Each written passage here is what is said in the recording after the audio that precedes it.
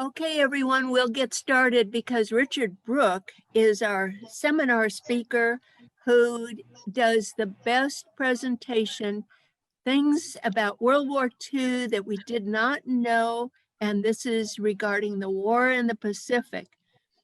We learned about Pearl Harbor and a lot of that last week. We are looking forward to this week to learn more. Please enter your questions into the Q&A little icon at the bottom of your screen. We welcome those all through the seminar, and if we don't get to them during the seminar, we'll try to get to as many as we can at the very end, which is what Richard prefers. The chat button is only for technical questions, and our technical person will answer those. I'm going to turn it over to Richard so we don't miss a minute of this. Richard. Well, thanks everyone for joining us again for week 2. Let me get my screen shared here, and then we'll get it to be full screen. And let me make sure that the video is back on. I noticed last week, and I apologize, that when I turned on my screen and made it full screen, it somehow turned the video over. So I think everything is set and you can now hopefully see me. So let's get started. Again, thank you for coming back for week 2 of this 6-week series. We talked last week about the run up to the war and ended with the attack on Pearl Harbor. So with the general quarters klaxons still ringing in your heads and the fire still raging in Pearl Harbor, let's get started with this week's seminar and make sure that the video of the, there we go. Okay, good. So just 5 hours after Yamamoto's task force bombed Pearl Harbor, the Japanese also attacked the northern Philippine island of Luzon that you see here in this slide here.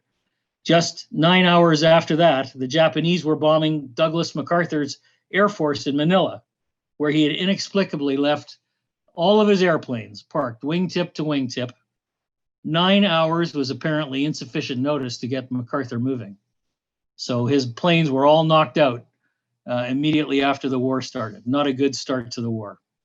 The Japanese wanted to capture the capital of Manila, which you see here in this picture in the bay. This tremendously located bay allowed them to have access to the South China Sea and the sea lanes, which would allow them to control the Dutch East Indies. Today we call the Dutch East Indies Indonesia. Geography, I like to say, is often destiny. And as Japan's flag was hoisted over Manila, it was also hoisted over Jakarta in Indonesia, which if you see my mouse, I'm pointing to it. French Indochina, which we know as Vietnam today, as well as British Malaya, which you see here, which is now called Malaysia, which includes Kuala Lumpur, about halfway up the peninsula. And then the real treasure down at the tip of the peninsula, the city-state of Singapore. And the Japanese with that were knocking on the back door of India. India is just off the map here to the left, up at the top. British India was critical to the British for their supplies for the war, and thus it was a very strategic place, and thus the Japanese were very interested in knocking it out as well. At the same time, they would soon be invading Kiska and Attu in the Aleutians, which you see on this slide, way at the end of the Aleutian island chain off of Alaska.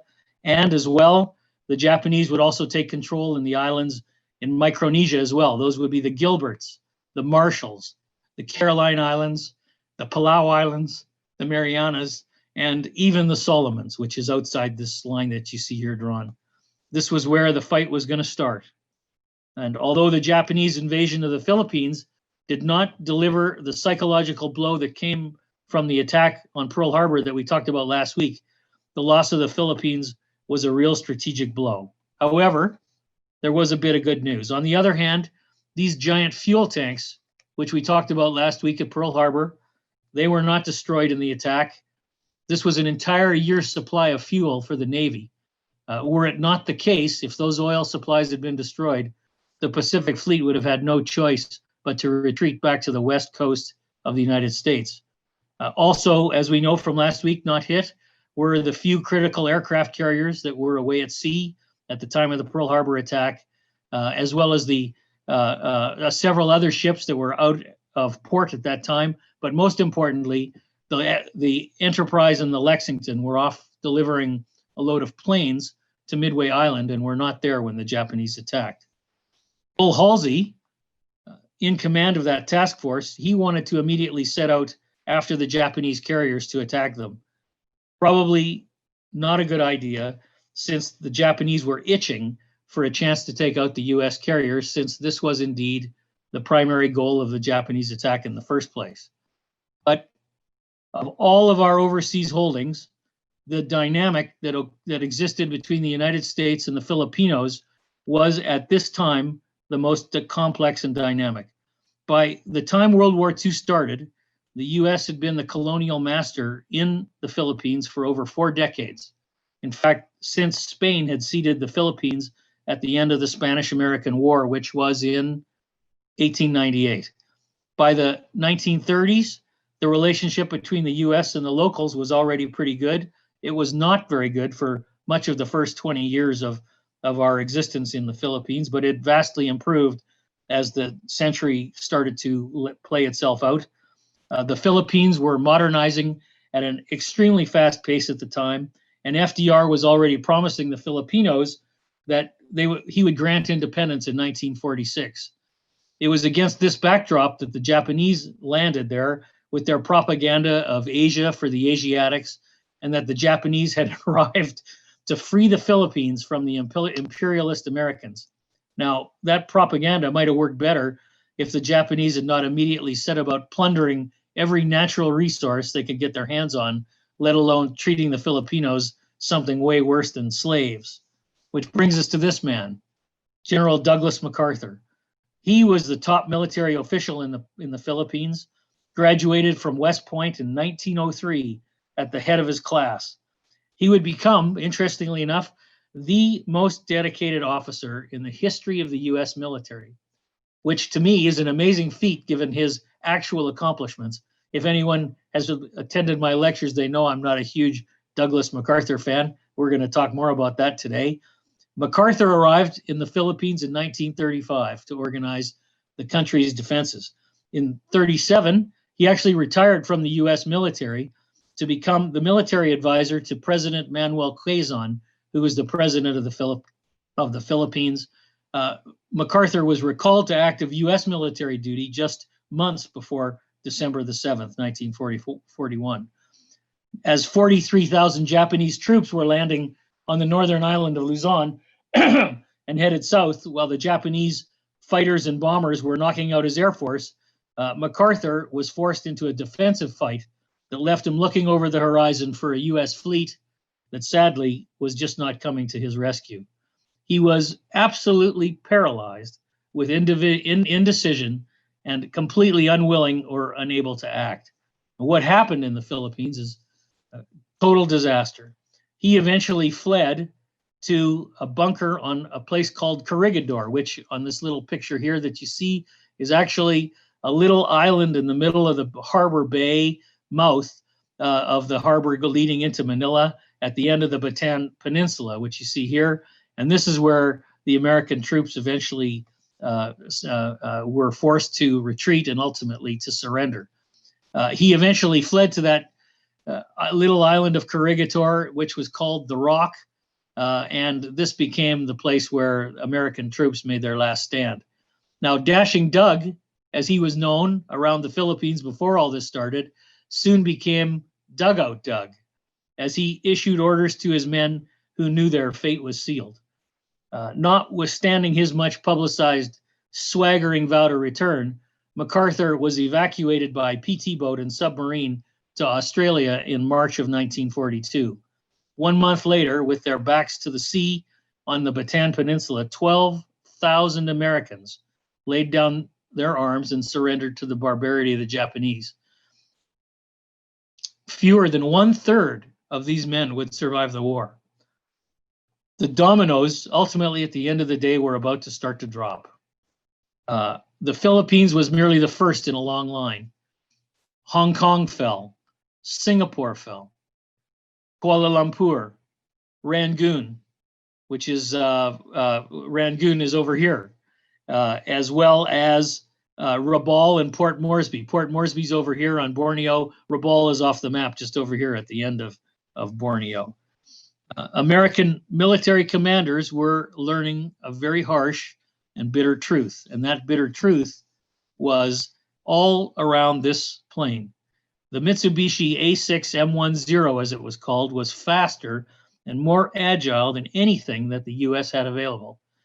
And just like the tank that we talked about earlier this spring, that American tank designed by that guy named Christie, the US Army had turned down that tank, and that tank ended up being used by the Russians for the T-34 design. The Zero has a similar story. It follows specs that were originally developed by aviation pioneer Howard Hughes. Not to mention the fact that the Japanese had loaded up on ships and heavy weapons, all of them of British design, and all vastly superior to the American inventory that was then available. So here's where we started out on December the 7th, 1941. December the 8th, Roosevelt addresses Congress. He says, "There is no blinking at the fact," he said, "that our people, our territory, and our interests are in grave danger." And there was plenty of additional bad news that same day.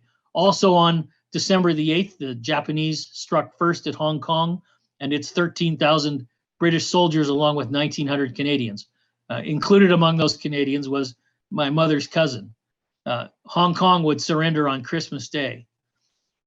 This is a picture of a cemetery in Hong Kong where my mother's cousin is buried. He died in captivity there in Hong Kong amongst many of his compatriots that all surrendered on Christmas Day in 1941. But on December the 9th, the Japanese, that's just one day after the 8th, the Japanese attacked Bangkok and also Victoria Point in Burma. So they were all over the place, all at once, all over Southeast Asia. The British, in response to that, sortied their newest literally brand new battleship, the Prince of Wales, on December the 10th. You can see here in the photograph, it was only commissioned January 19th, 1941. Well, it, along with the HMS Repulse, a pre-War I cruiser, both sortied from Singapore, less than 24 hours later, both lay on the bottom of the South China Sea, virtually defenseless against an onslaught of attacking Japanese planes. By January of 1942, all of Malaysia, all the way down to Singapore, was already in Japanese hands. Brunei fell on January the 6th. Here's Brunei on Borneo. Kota Kinabalu at the end of New Guinea of Borneo fell on January 11th. Despite a spirited joint Dutch and Australian defense of the passages around the west side of Borneo over here, the island was in Japanese hands completely by February 16th. Further to the west in Singapore, Commander Arthur Percival surrendered with 90,000 British troops on February 8th. 90,000.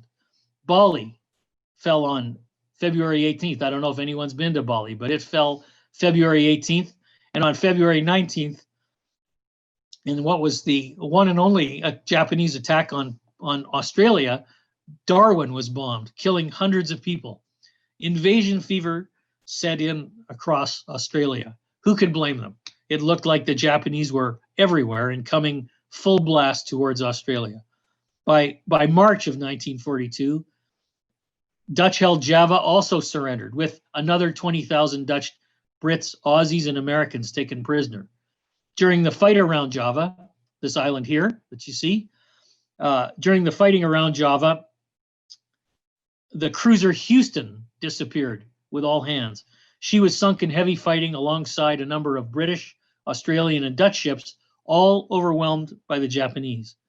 Of the 1,061 men aboard the Houston, only 368 survived the sinking, only to be captured and placed in prison camps. Of these, 77, or 21%, died in captivity.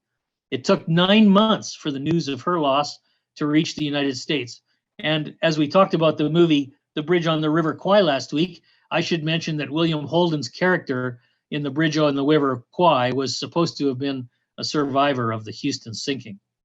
And while all this is going on, panic in America is increasing at an ever-increasing rate. An invasion is heard in every loud noise or car backfire all along, up and down the west coast of the United States. In fact, in San Francisco, gun emplacements were hastily dug into the headlands surrounding the mouth of San Francisco Harbor. These remain today for visitors to see what they were doing in Marin County as they were digging as quickly as they could into the hills to put in gun emplacements. You look at them today and you just think to yourself, wow, what were they possibly thinking? Well, I'll tell you what they were thinking. They were thinking, dig faster. That's what they were thinking. Now, while all this was happening, of course, we can expect that plenty of mistakes were going to get made.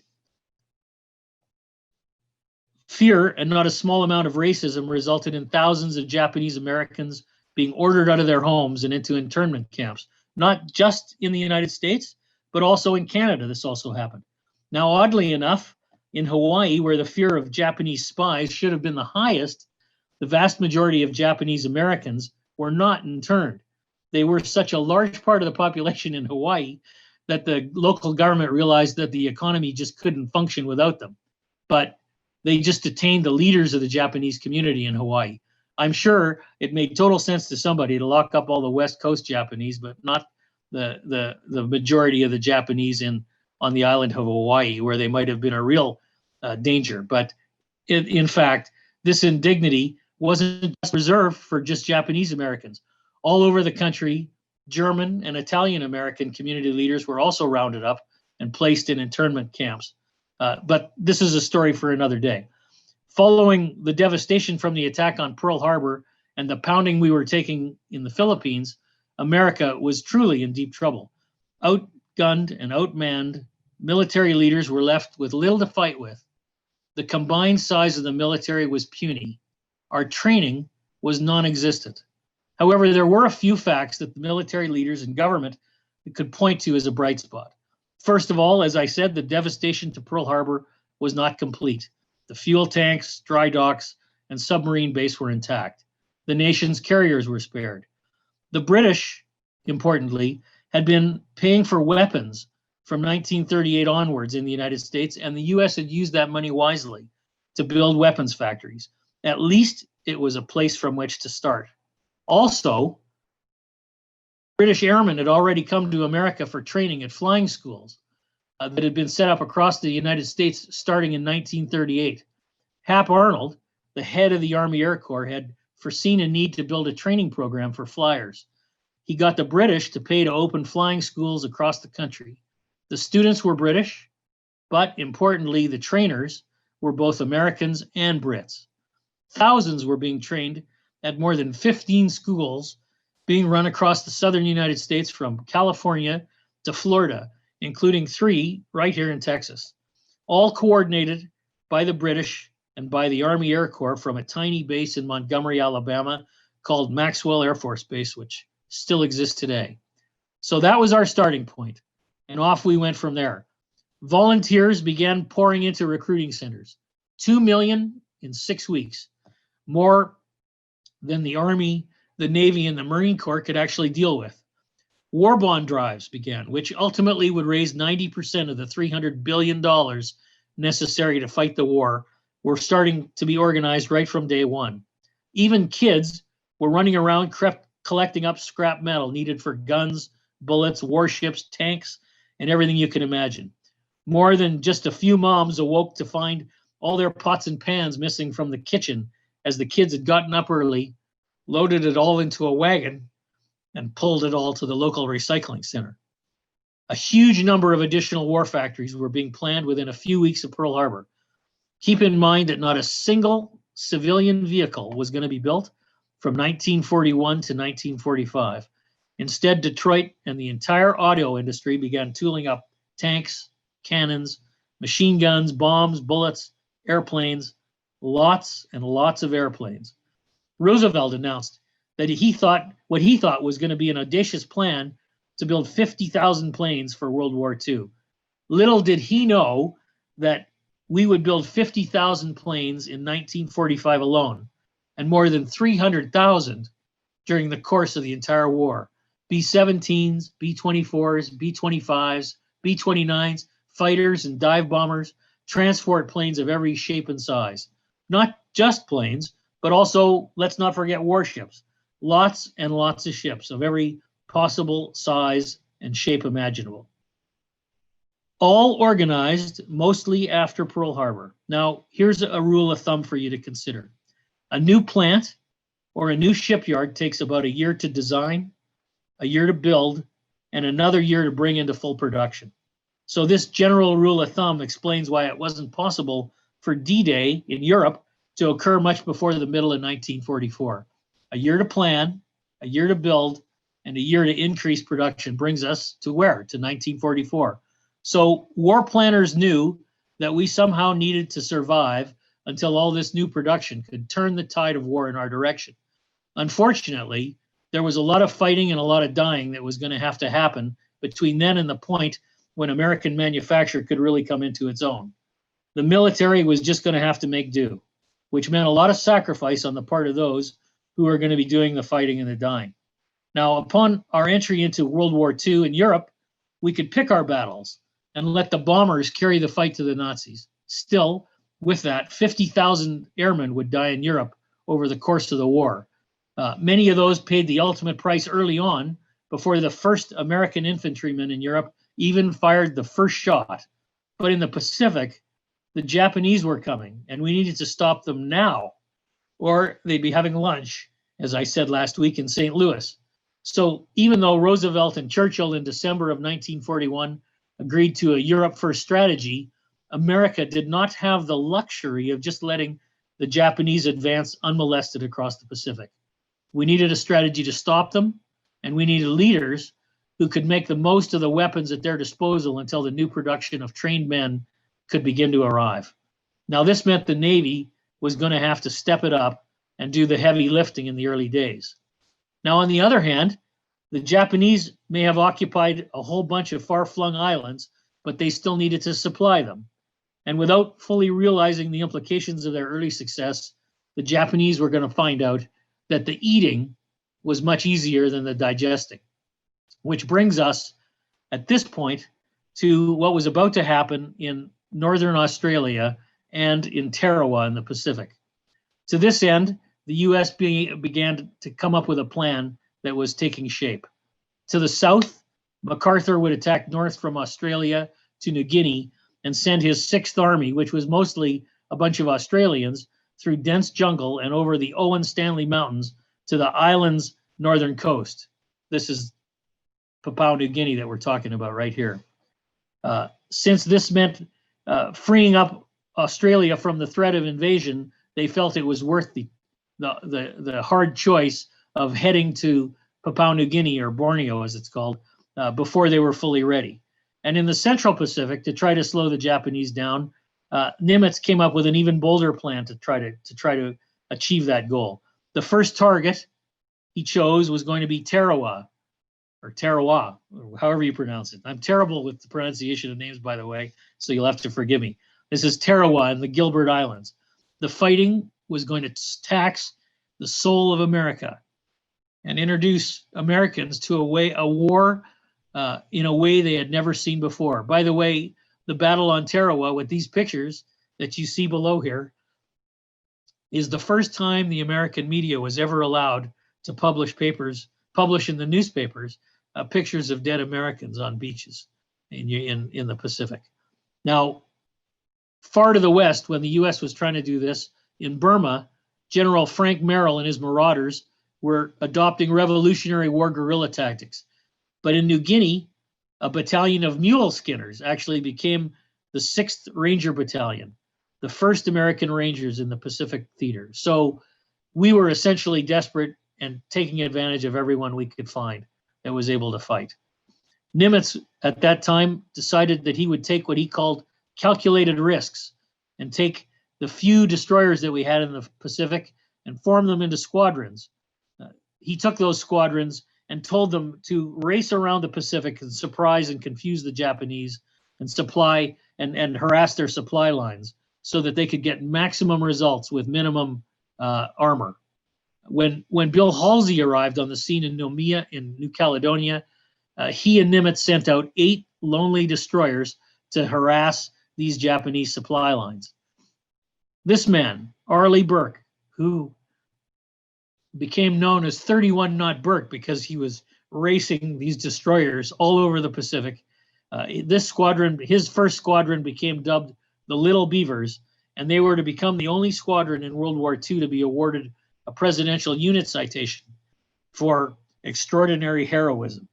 Burke appeared off Truk, off Guam, and off Wake Island. He was everywhere and nowhere fighting the Japanese. But in Australia, we had MacArthur taking up station in the Menzies Hotel in Melbourne. He had nothing to fight with in early 1942 except his verbal communiques, which he was issuing on a constant basis to an ever-eager press corps. To the great chagrin of the U.S. Navy, which was doing most of the fighting at the time, MacArthur's penchant for painting himself as the last best hope for standing between the United States and the Yellow Scourge, as he called it, managed to get the results that he most coveted. Congress, at that time, awarded him the Medal of Honor, thus making MacArthur and his father the only father and son to ever have received the nation's highest honor. But this only made him complain even louder that he was not given overall command of the U.S. forces in the Pacific. Even before Pearl Harbor, the Army's Chief of Staff, who you see here on the left, George Marshall, was recommending to the Secretary of War Stimson, who you see in the middle, that MacArthur be made the top commander in the Pacific. But Ernst J. King, on the right here, Chief of U.S. Naval Operations, rejected the idea completely. He said no general was going to dictate orders to his admirals. King argued that a war in the Pacific was going to be a naval war and that Admiral Nimitz was the right man for the job. So a compromise was struck, which gave MacArthur command of the area west of the East 160th Meridian that incorporated the area of Australia, New Guinea, and the Philippines. Essentially, it divided the Pacific in half. Sumatra, Burma, and the Indian Ocean would remain under British control, and Nimitz would get everything to the east of the 160th Meridian. MacArthur never got over it, and he was a pain in the behind to the Navy and to Roosevelt for the entire war. MacArthur was always causing trouble. He argued at one point that the Marine Corps should be abolished and that its troops ceded to the Army, of course, his Army. At one point in July of 1942, MacArthur was demanding that Nimitz cede him 2 carrier task force groups for a wild invasion plan that he had to invade Rabaul. King got so angry that he forced MacArthur's boss, George Marshall, to redraw the areas of responsibility, putting Rabaul outside Nimitz's command, inside Nimitz's command and outside MacArthur's. The war between the Army and the Navy was off to a good start. The war against the Japanese, not so much. On December the 9th, Wake Island and Guam were invaded. By December the 10th, forces were overrun on Guam. On December 11th, Germany and Italy both declared war on the United States, and the U.S. responded in kind. Still, on December of 1941, on the 23rd, civilians, Marines, and 45 local inhabitants were forced to surrender on Wake, which put up quite a fight. The Japanese, as you see here, begin beheading, torturing, and burning alive the survivors of what became known as the Alamo of the Pacific. Another rallying cry, just like the original Alamo. On March the 7th of 1942, however, MacArthur is forced out of the Philippines via PT boat, making his famous speech, "I came through and I shall return." Taking over from him was Lieutenant General Jonathan Wainwright, who you see here in the lower left-hand corner. This is Wainwright after he was liberated. You can see how much weight he lost while he was a guest of the Japanese. He was destined to spend the war in captivity when he was forced to sign the surrender to the Japanese in Manila 7 weeks later in May. On April the 9th, 76,000 American and Filipino survivors on Bataan and Corregidor were forced to march 60 miles to POW camps in what became known as the Bataan Death March. Here's where they were on Corregidor and on the Bataan Peninsula. And this is where the POW camp was at, again, I'm going to butcher the name, Cabanatuan. 5,000 were murdered along the way before they reached this infamous POW camp. Thousands more would die before finally being freed 4 years later. After the war, it was so bad in that camp that the Japanese commander, General Hama in the Philippines, was put on trial for war crimes and executed. Then suddenly we had a bit of good news.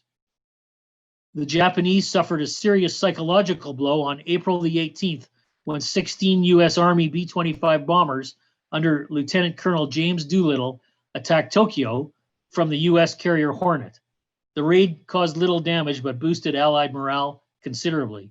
The 16 B-25s, all launched from the Hornet, each with 5 men, with carrying 4,500 pounds of bombs and as much gas as they could carry, took off from the carrier. Unfortunately, although their plan was to bomb Tokyo, Nagoya, and Kobe, the plan was then to fly onwards to China, where the U.S. had cut a deal with Chiang Kai-shek to help return the flyers to the U.S. via British India. But, as I was saying, the planes unfortunately had to launch 10 hours earlier and 300 miles further away from Japan and China because a Japanese picket ship was in the area and radioed back to Japan that these carriers were in the area. So the surprise attack had to be launched much earlier. That ship had radioed a warning to Japan, and that necessitated the Doolittle Raiders' early launch. Along the way, one plane diverted to Vladivostok in Russia, where the crew were interned by the Russians, who were then allied at the time with the Japanese. Remember, I told you how complicated things were at the time.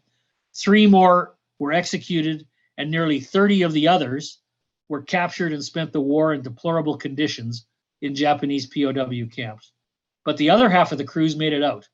Doolittle himself would go on to command the 12th Air Force in Africa, the 15th Air Force in Italy, and also the 8th Air Force in England, not to mention a long career in the Strategic Air Command after the war. Of course, he became very famous for that raid and for his exploits afterwards. When interviewed after the raid, Roosevelt was asked by a reporter for the location from where the raid was launched, and Roosevelt smiled like a Cheshire cat, and he responded, "From a secret base in Shangri-La." That was how he responded to the reporters. The real importance of the raid on Tokyo was soon to be made totally clear when the Imperial War Council in Japan had to grapple with the idea that the Japanese home islands may not be as safe as they were claiming. Their primary focus returned immediately to hatching a plan to sink the American carriers. And this brings us to the Battle of the Coral Sea. To draw out the U.S. carriers, the Japanese decided to send an invasion force towards Port Moresby from Truk. The U.S. caught wind of the force from intercepts sent from the USS Lexington, and the USS Yorktown descended into the area along with whatever protective cruisers and destroyers we could muster to counter the Japanese move. The Japanese first move was a landing on Tulagi on May the 3rd. Carrier-based planes from the task force, commanded by Admiral Frank Fletcher, struck the landing group and sank a destroyer and some minesweepers and some barges. Then, on the morning of May 7th, Japanese carrier-based planes sank a destroyer. Fletcher's planes then sank a light carrier Shoho and a cruiser. And the next day, the Japanese aircraft sank the U.S. carrier Lexington and damaged the Yorktown. But U.S. planes managed to cripple a large Japanese carrier Shikoku, which then sank. And in so doing, many Japanese planes were lost along with the pilots. Thus, the Japanese decided to turn back. The Battle of the Coral Sea, as it's known, was a tactical victory for Japan because we lost more ships, but it was a strategic victory for the U.S. as Port Moresby was saved, and by extension, an invasion of Australia never happened. But this is the end of the Lexington, and you can see here a picture of it as it's burning and sinking. Its replacement was built at a shipyard in Quincy, Mass., where the USS Cabot was quickly renamed the Lexington. Ultimately to be launched in 1942, it wouldn't see action until 1943, but the Navy was still in such a rush to put it into service that it sailed without its final coat of gray paint. The primer was blue in color, and the ship became known throughout the war as the Blue Ghost. Today, it's painted with that blue color down at Corpus Christi, where it now serves as a museum ship. But undaunted from the Battle of the Coral Sea, the next target for the Japanese was going to be even more aggressive. They planned to take Midway and invade the Aleutians. So to the Imperial War Council, the Coral Sea battle just reinforced the idea that they needed to get these US carriers and extend Japanese control of the Pacific further and further east towards Hawaii and ultimately the west coast of the US. And they needed really to do this as quickly as possible before the US got too strong. Seeking a naval showdown, they sent out a significant portion of their fleet, 4 heavy and 3 light carriers, 2 seaplane carriers, 11 battleships, 15 cruisers, 44 destroyers, and 15 subs with various support and escort vessels. But they didn't count on this one person. Joe Rochefort, the US cryptologist stationed at Pearl Harbor, had other ideas. You'll remember me mentioning last week that the US had cracked the JN-25 codes. Well, Rochefort and his crypto team that was built around the surviving band members who were all off of the USS California that was sunk at Pearl Harbor, they were able to deduce that Midway was going to be the next Japanese target. So to counter the Japanese, the US sent out the carriers Enterprise and Hornet, along with the hastily repaired Yorktown, which had just been damaged a few weeks earlier at Coral Sea. The 3 carriers sailed with 8 cruisers, 18 destroyers, and 19 submarines, so a force far smaller than the Japanese force, under the command of Frank Fletcher. Nimitz would have preferred that Halsey be in charge, but unfortunately he was stuck at Pearl Harbor, suffering from a bad flare-up of dermatitis. Now, adding to the U.S. forces, the U.S. Navy also had additional planes, as did the Marine Corps and the Army, based on Midway itself. So again, why Midway? Well, the Battle of Midway would begin on June the 3rd, 1942, when U.S. bombers struck ineffectually at the Japanese ships some 500 miles west of Midway. The next morning, Japanese planes attacked Midway, while Japanese ships again escaped damage from U.S. land-based planes. But later that day, planes from the Enterprise, the Hornet, and the Yorktown overcame withering fire from the Japanese forces and sank the Akagi, the Kaga, and the Soryu, and 1 heavy cruiser. These carriers, interestingly enough, had all been at Pearl Harbor.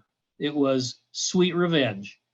Not quite finished, Fletcher attacked again the next day and sank the 4th heavy carrier, the Hiryu, another Pearl Harbor ship. However, the Japanese planes counterattacked and severely damaged the Yorktown, which could not be saved. But the Japanese had no choice but to withdraw, attempting no landing on Midway. And why is that important? Well, Midway would have taken them one step closer to the jewel that they were really after, which was Hawaii. Now, the other piece of the Japanese plan went better for them. To the north, another carrier task force heavily damaged Dutch Harbor in the Aleutians. On June the 7th, Attu and Kiska were occupied. This had a terrible impact in the United States and Canada. Americans and Canadians up and down the West Coast who were receiving good news about Midway were woken up by the fact that the Japanese were now in Alaska. So what followed was an emergency meeting between Roosevelt and then Canadian Prime Minister Mackenzie King. They decided that the Allies would accelerate construction of a 1,700-mile Alaska highway, the purpose of which was to rush arms and munitions and men north if the Japanese were to move through Alaska towards the mainland of the United States itself and Canada. 10,000 men worked on that road. It would become the 2nd most expensive wartime project, behind what we know from one of my previous lectures as the most expensive project of the war, which was in fact the Manhattan Project. Now, many historians will argue that Midway was the turning point in the War of the Pacific, and that I should end today's lecture right now. But it's certainly true that the Japanese lost 4 of their fleet-sized carriers and many of their best trained pilots. You can argue that after Midway, there was something close to naval parity. There's no doubt the Allies scored a big victory, and that Japan was forced to cancel invasion plans on the books for Fiji, Samoa, New Caledonia, even Hawaii. But 1942 was still about to get a lot worse for the United States forces in the Pacific with a lot more bad news. In July, After wrongly believing that supply routes from the western ports of the United States to Australia had been totally secured, the U.S. decided to go on the offensive in Southwest Pacific, well before they had enough armaments to do so. The plan was first to seize Tulagi and the Solomons, and then capture the Santa Cruz Islands, some 300 miles east of the Solomons. Then as an encore, the plan was to occupy the central and northern Solomons and the northern coast of New Guinea. And if that wasn't bold enough, the third piece was to seize Rabaul and other areas in the Bismarck Archipelago. Vice Admiral Robert Gormley, who reported to Nimitz, was put in charge of the first part.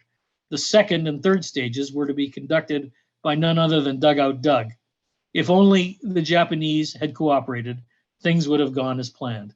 But just a few days after the U.S. Joint Chiefs came up with this bold plan on July the 6th of 1942, the Japanese landed troops on Guadalcanal in the southern Solomons. Here's Guadalcanal right here next to Tulagi, and began constructing an air base.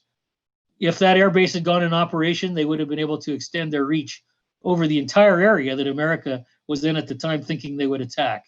The Allies reacted quickly, hastening preparations to move into the southern Solomons in order to strike before the Japanese were firmly entrenched. A month later, on August 7th, the newly formed 1st Marine Division, with absolutely no combat experience, landed unopposed on Guadalcanal.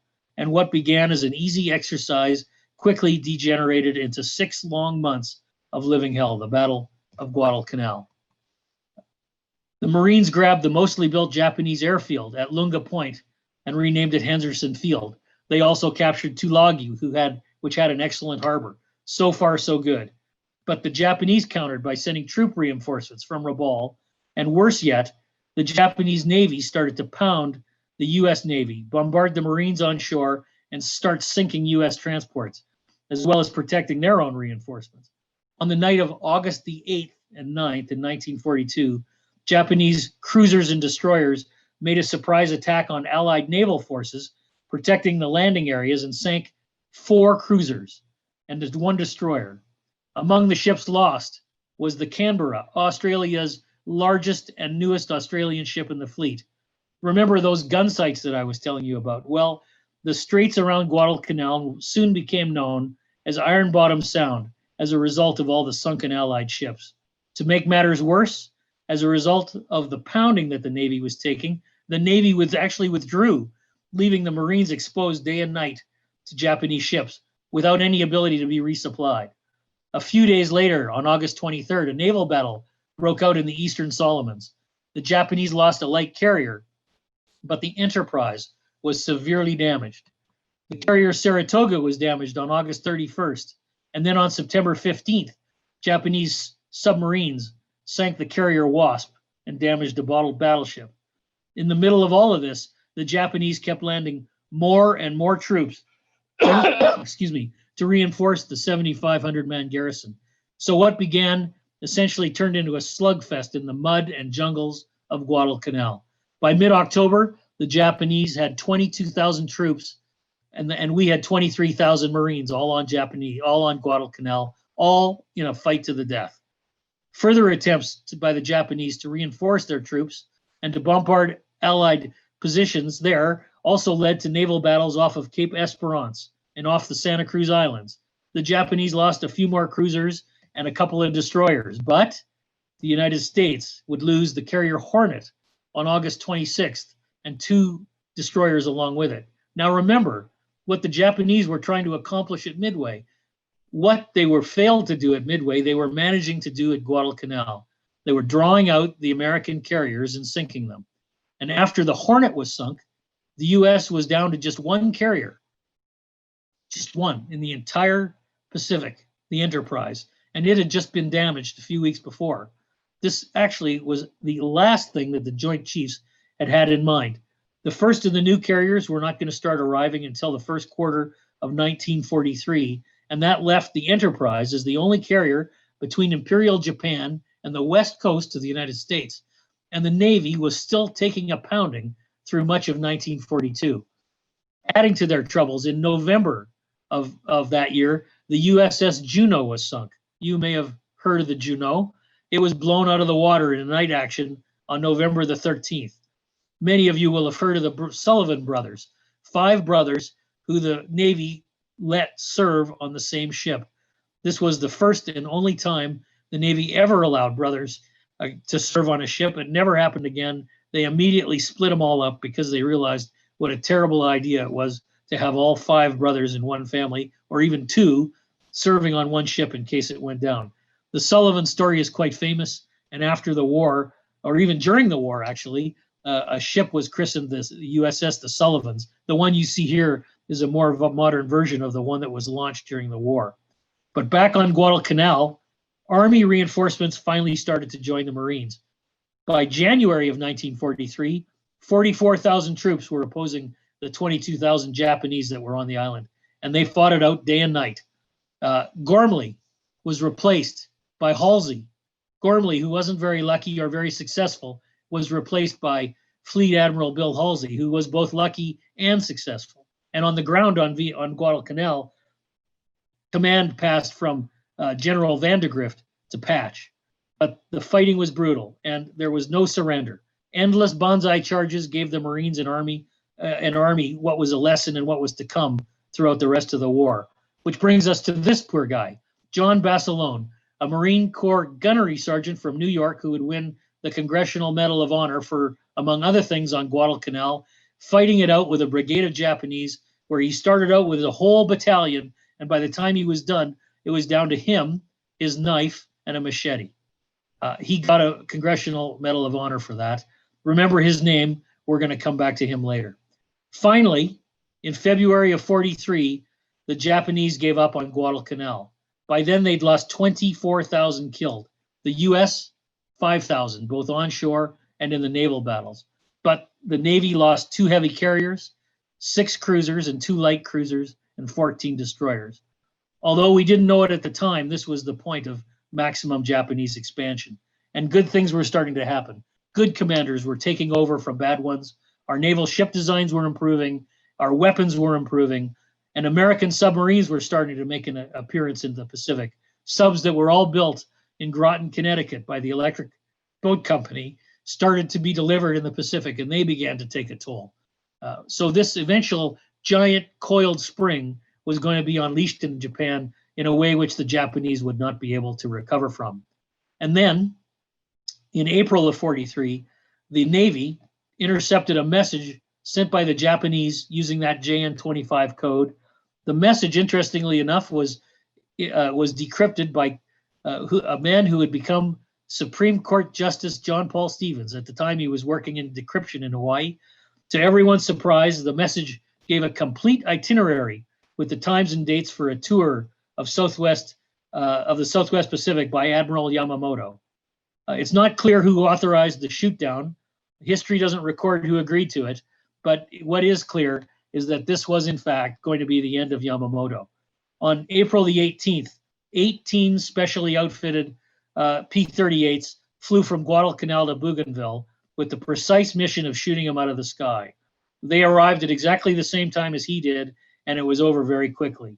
The Japanese, at that point, should have realized, with Yamamoto gone, maybe they should have sued for peace, but in fact, they did not. They kept wanting to fight it out until the bitter end, choosing a slow and nasty death. Now, by the end of 42, only about 20,000 Americans lay dead in the Pacific. Keep in mind that by 1945, another 200,000, 10 times more, would perish. Retreating was bad enough. Advancing was going to be way worse. So next week, we're going to slug it out all the way from here to victory in 1945.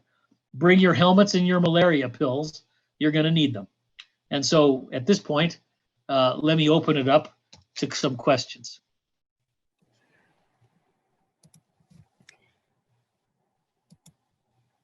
Okay, our first question is from William. The Japanese invasion of the South Seas covered a lot of land a long way from Japan. How did the Japanese expect to control such a large area? Well, that's a very good question. They, I think, were thinking that their whole goal in the Pacific was to give the United States such a bloody nose that we would as quickly as possible that we would sue for peace. They would be able to keep the parts that they had taken closer to Japan, which would be in the Southern Pacific, keep what they had earned or taken in China, and essentially trade territory to go back towards Japan, keeping what they could. So I don't think they ever had any intention to keep what they took. They were hoping the U.S. would sue for peace. But as we learned last week with the attack on Pearl Harbor, given that the attack was viewed as a sneak attack, America was in no mood to negotiate. Not that we might ever have, I don't know, but we certainly, based on what happened at Pearl Harbor, had no intention of doing anything other than carrying the war to its ultimate conclusion. Remember, America was very divided at the time. If you had polled Americans the day before Pearl Harbor, the vast majority, probably 60%, would have said we need to stay out of foreign wars. The day after Pearl Harbor, 99.9%, okay, 95%, probably if a poll would be taken, that poll would have said we need to fight it out with the Japanese and pay them back for Pearl Harbor. You would like to know, what about submarine action? When did it start? Really, submarine action really took off in 1943 when we decided to send those submarines as far to the west as possible, to try to interdict Japanese shipping and Japanese military targets and Japanese naval targets. This really didn't start until 1943, when most of the submarines were starting to be delivered from the Electric Boat Company. Prior to then, as we learned from, I guess we're going to learn when we talk about Swede Momsen next week, or in 2 weeks, our Navy submarines were still having a great deal of trouble. So really, it was 1943 when they started coming into their own. Woody asks, talk about the defective American torpedoes and how that impacted the Pacific War. Yeah, so I think from hearing my previous lectures, you all have got the impression that my position on all of this is that many American weapons were substandard when the war started. One of the worst was the Mark 14 torpedo that the Navy had given to the submarines. It had a detonator on the tip of the torpedo. When it struck into the side of the ship, of course, it's supposed to explode. What they didn't realize is that it didn't work properly. And instead of the Ordnance Department taking this information back from the submariners that there was something wrong with the torpedo, they just argued that the submariners were not firing properly at the enemy ships. This, believe it or not, fight went on for a year. And we're going to talk in 2 weeks about how that was ultimately resolved. But eventually they fixed it.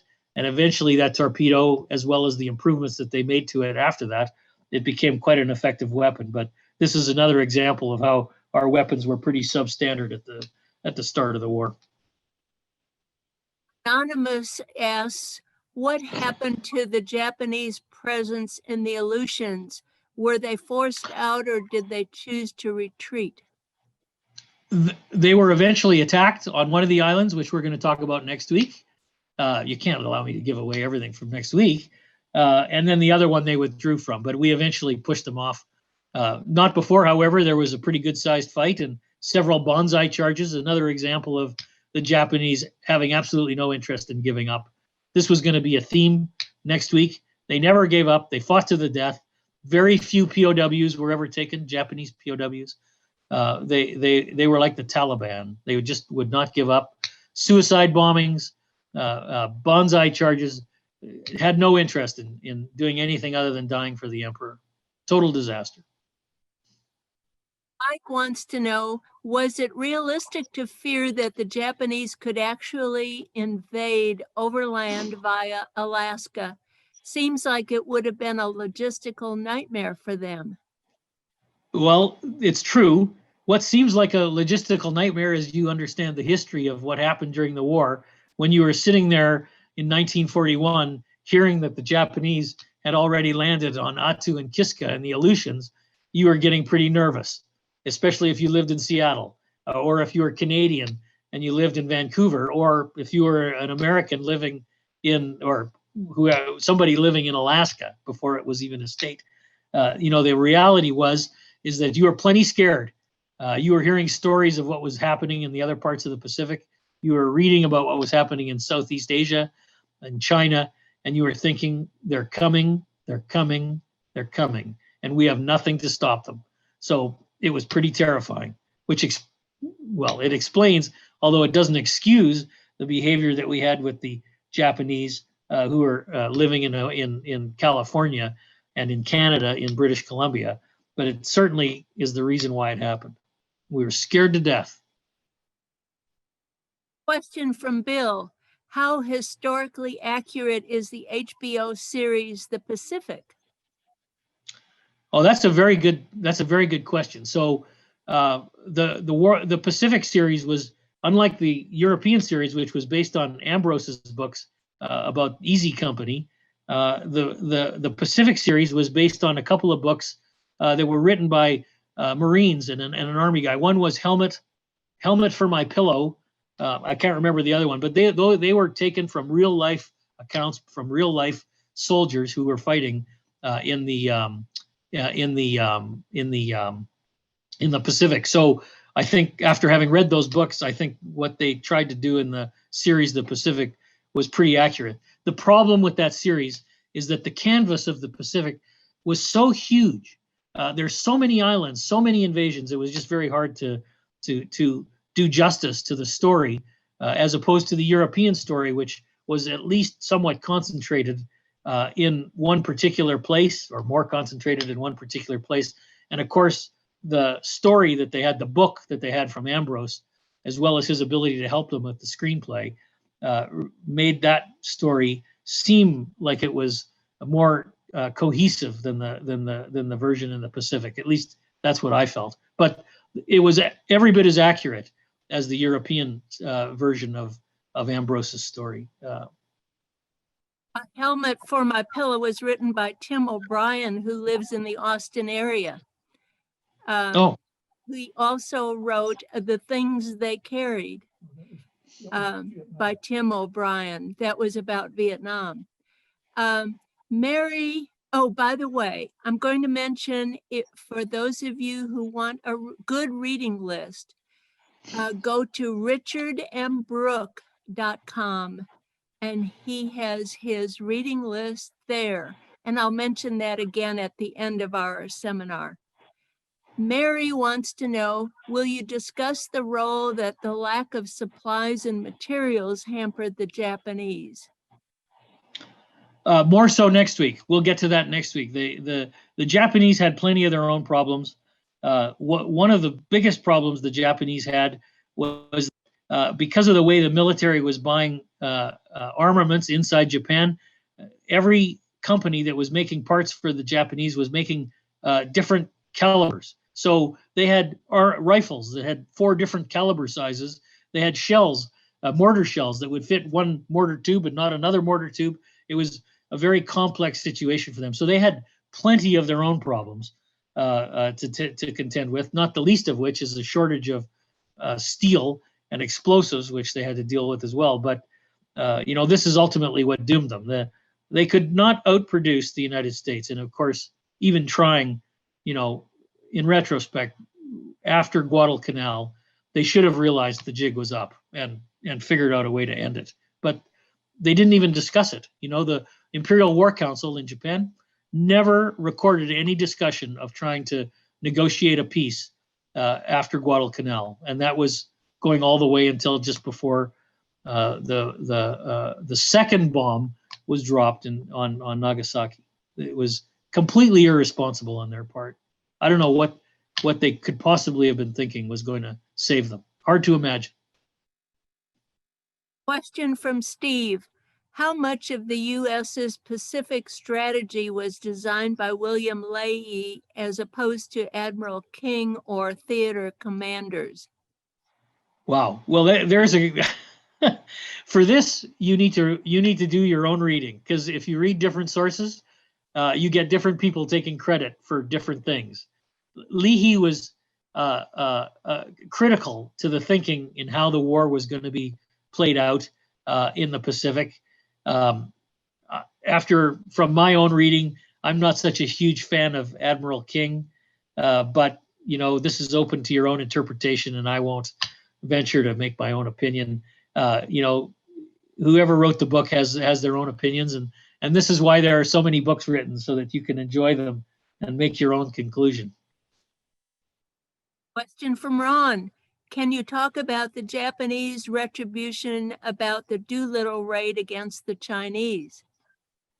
Yeah, so of course, when the American raiders were landing in China, when Japan figured out that Chiang Kai-shek was helping them escape or trying to help them escape, they carried out a terrible retribution. So as bad as the Germans behaved, if you look at the Japanese behavior in China, it was just as bad, maybe even worse than the way the Germans were behaving in Europe.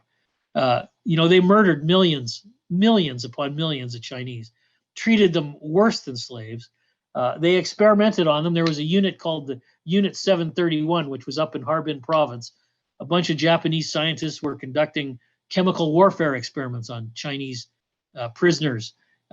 There's every possible kind of terrible behavior you can imagine. But when specifically about the Doolittle raid, they started essentially lining people up and shooting them for them thinking that they might have been helping the Doolittle raiders. And many thousands were put to death by the Japanese in an attempt to try to get retribution for them.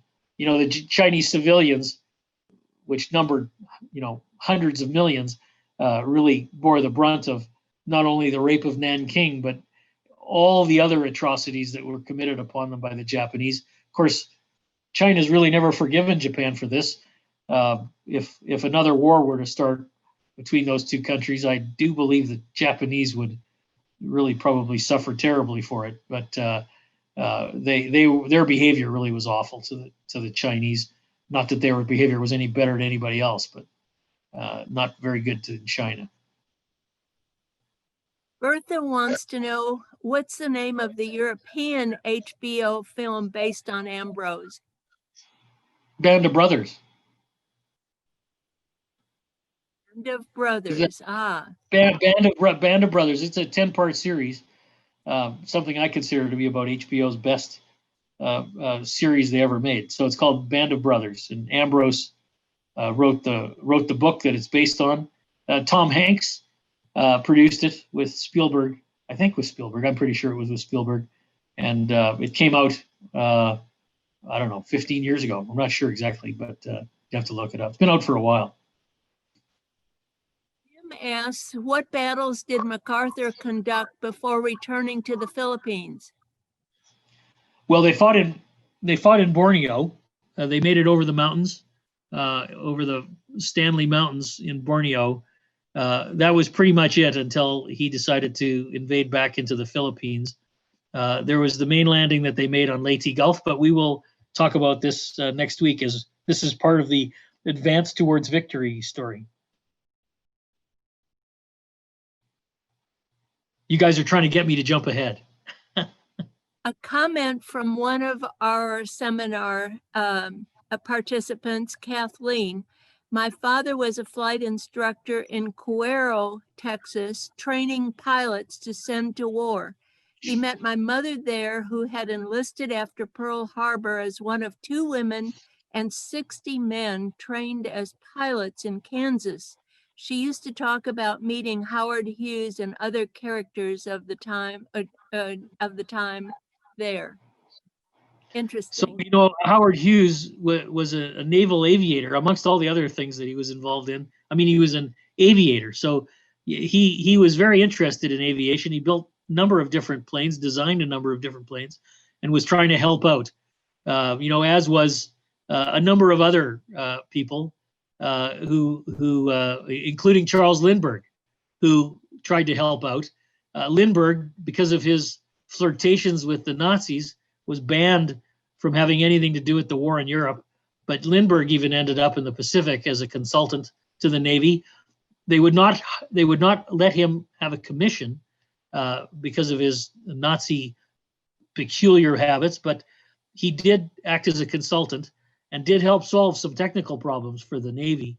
But Howard Hughes was always looking to try and figure out how to build a plane. I think he owned one of the actual companies that was building planes for the military. It might have been Republic Airlines, but I would have to go look that, or Republic Air, but I'd have to go look that up. I can't remember exactly. Okay, once again, there's a lecture reading list at www.richardmbrook.com. And we have no open questions right now. Let's wait. We have a couple of more minutes to go in case there is anyone else with a question.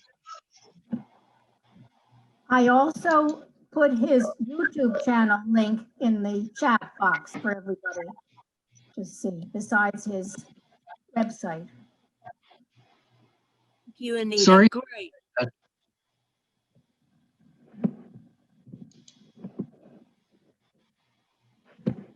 Any other closing remarks, Richard? I think I heard someone mention that there were some questions in the chat room.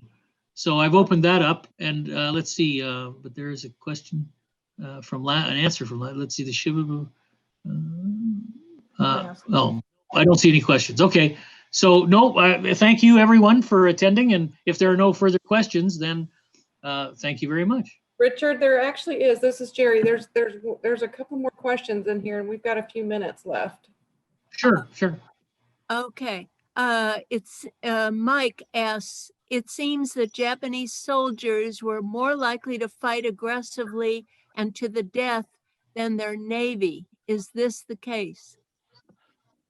Yeah, so we're going to talk next week about how Japanese naval commanders were sort of trained to protect their ship. So you're absolutely correct. The Army fought to the death. The Navy had a view of trying to conserve their power for future battles. So the Japanese kind of made a fundamental mistake when they built their ships. On the front of every Navy ship, they put the chrysanthemum, which is the emblem of the empire. And when they did that, they kind of gave the commander of the ship the idea that if his ship was sunk, it was an insult to the emperor. And by doing so, many Japanese naval commanders were much more timid than their American counterparts, especially against Halsey, whose idea of attack in every direction was very similar to Patton's ideas in Europe. So in many cases, it's true that Japanese commanders often withdrew rather than risk their ships unless they thought they had overwhelming odds of victory. This happened again and again in the Pacific, and we'll talk more about that next week. But it's true, when the Army was on an island and they knew that these Americans were coming to attack, there was nothing about trying to save their strength for later. If they knew they were going to be stuck on that island, it was a fight to the death every single time, and they never gave up. In each island, it was rare to capture more than just 0.5% of the Japanese troops alive. And usually the ones we captured had either been knocked out or so badly wounded they couldn't kill themselves. This is what was going on in the islands of the Pacific. Another question from James. Have any Roosevelt papers not been released? Well, that's a good question. I assure you that there are a lot of papers that Roosevelt wrote that are still classified. I wouldn't know what would be in them, but there are lots of things from World War II that are still classified that you wonder why they're still classified. But the military and the Army and the government, they like their secrets. But I wouldn't know what they would be. His library is in New York, which you can visit.